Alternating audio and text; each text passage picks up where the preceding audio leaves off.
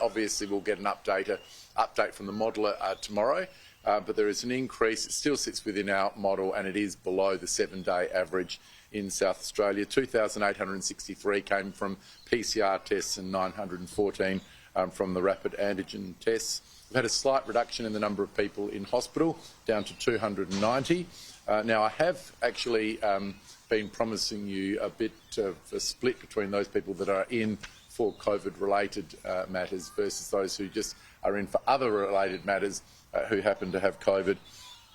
And I've been told that this is around about 47 people who are COVID positive but not admitted because of their COVID illness. And so this would take us down to 243, but I would prefer just to keep reporting the same number because that's what we've done since day one here, so that number is 290. But Professor Spurrier does believe that around about 15% of all of our admissions for people who are reported in that 290 are people that are not there necessarily for that condition. Hope that makes sense. In terms of the number of people in ICU, we're up to 29 today, and we've now got 9 people on ventilators in South Australia, so quite a significant increase there. In terms of testing, yesterday we had a total of 20,829 tests conducted in South Australia. 15,000 of those were PCR and 5,800 were rapid antigen tests.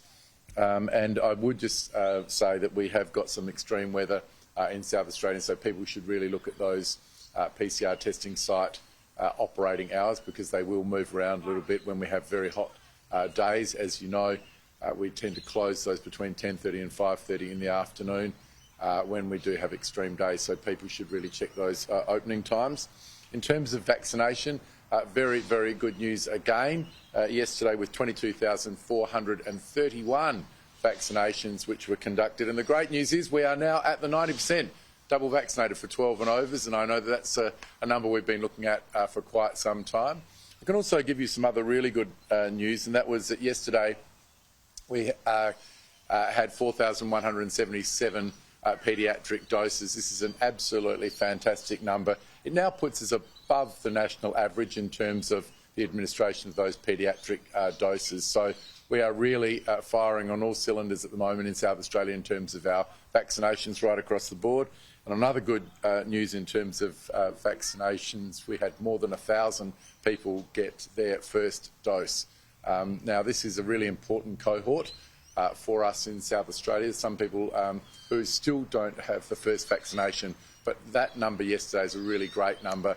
More than 1,000 people got that dose for the very first time, or that vaccination for the very first time.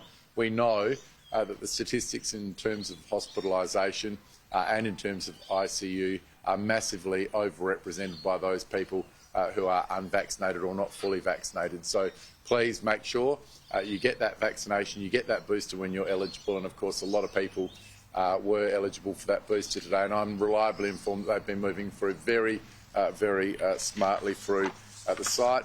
In terms of the staff that are COVID positive, again a reduction where we were. We've got 445 staff across SA Health who are COVID positive and 653. So again a further reduction in the total number who are either COVID positive or furloughed in South Australia. And also with regards to Operation Limit, what we know is that there were no expiations yesterday, but that is going to continue. And as I said earlier in the week, that's now been extended for another 2 weeks beyond tomorrow. There has been an outbreak at a residential aged care facility in Mount Gambier. So we were informed this morning at the COVID Ready Committee that we have sent down or sending a rapid response team to offer a rapid assessment, but also whatever support we can offer. The National Cabinet has met today. A little bit of good news for those people who have been waiting for the Novavax. That has now been approved by the TGA. It will go to ATAGI in the coming days, and then of course the supplies will need to come in to be able to be distributed. So hopefully towards the end of February, those people that have been waiting for the Novavax will be able to get that vax. It's a different type of vaccination from the other mRNA vaccines. The other thing to point out was that the TGA has now received an application from Pfizer for vaccinations for 16 to 18-year-olds, and so that will go through in the coming days, and that is for the same adult vaccination. So if this gets approved by the TGA and goes to ATAGI, we could see 16 to 18-year-olds approved for their boosters in the coming days, which would be absolutely fantastic. So that's where I'll leave those initial comments. We are still on track at the moment to be releasing our full education policy tomorrow, as I promised earlier in the week.